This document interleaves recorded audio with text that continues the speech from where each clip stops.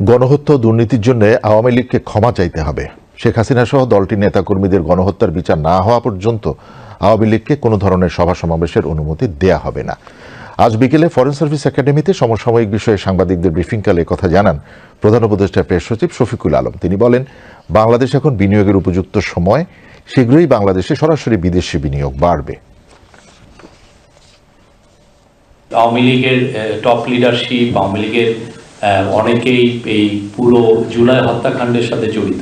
বাংলাদেশে যতদিন না তারা ক্ষমা চাচ্ছে, যতদিন না তাদের লিডারশিপকে ট্রায়ালের মধ্যে আনা হচ্ছে এবং তাদের সাবমিট টু জাস্টিস এবং তাদের যতদিন না তাদের অ্যাকাউন্টেবিলিটির মধ্যে আসছে, ততদিন তাদের কোনো প্রোটেস্ট করতে দেওয়া হবে না।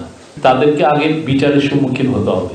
চারটা ওয়ার্ল্ডের বড় কোম্পানি যারা পোর্ট হ্যান্ডলিং করে, দুবাই পোর্ট ওয়ার্ল্ডের লার্জেস্ট, এপি মোলার মার্কস যেটা পোর্ট হ্যান্ডলিংয়ে বড় এবং ওয়ার্ল্ডের one of the largest shipping company, Abu Dhabi port এবং রেড সি গেট, এই চারটা পোর্ট লাইন আপ হয়েছে যে চিরাং পোর্ট তারা ম্যানেজ করতে চায়। বিকজ তাদের কাছে তো নাম্বার আছে, তারা তো দেখছে নাম্বারটা যে বাংলাদেশের এক্সপোর্ট গ্রো করছে, বাংলাদেশের ফরেন ট্রেড গ্রো করছে।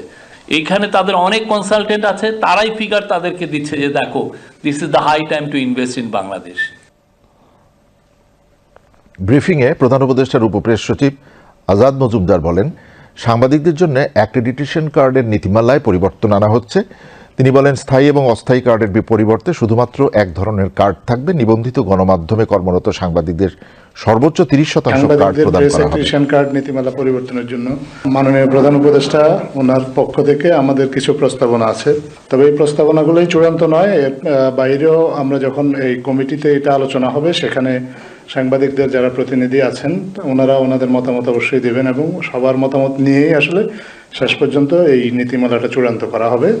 নতুন নীতিমালা অনুযায়ী আবার সবাইকে নতুন করে অ্যাক্রেডিটেশন কার্ড দেওয়ার উদ্যোগ নেওয়া হবে। সরকারের পক্ষ থেকে প্রস্তাবনা আছে যে এই ফ্রিল্যান্স সাংবাদিকের বিদ্যমান যে নীতিমালার যে ধারা আছে, এই ধারা বাতিল করে এই বিষয়ে কিছুটা সংশোধনী আনা। ফ্রিল্যান্স সাংবাদিকদের জন্য কিছু নীতিমালায় কিছু জিনিস যোগ করা হচ্ছে, যেমন সাংবাদিকতার পেশায় যারা সম্মানিত ব্যক্তি লেখালেখির সাথে যুক্ত আছেন ওনাদেরকে ফ্রিল্যান্স সাংবাদিকতার ক্যাটাগরিতে অ্যাক্রেডিটেশন কার্ড দেওয়া হবে এবং সেই অ্যাক্রেডিটেশন কার্ডের কিছু শর্ত যোগ করা হচ্ছে, যেমন ওনাদেরকে কমপক্ষে 20 বছর সাংবাদিকতায় যুক্ত থাকতে হবে এবং অথবা সাংবাদিকদের অধিকার রক্ষায় কাজ করেন এরকম কোনো সংগঠনের সাথে সম্পৃক্ত থাকতে হবে।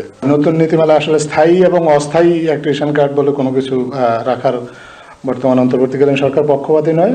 একটাই অ্যাক্রেডিটেশন কার্ড হবে, সেই অ্যাক্রেডিটেশন কার্ডটা মেয়াদ হবে কমপক্ষে 3 বছর। কোনো একটা পত্রিকার সম্পাদক, বার্তা সম্পাদক, বিভাগীয় সম্পাদক এবং মোট রিপোর্টার তাদের সংখ্যার উপর ভিত্তি করে আসলে সর্বোচ্চ 30% অথবা 15 জন এরকম একটা বিধান করার সুপারিশ করা হচ্ছে।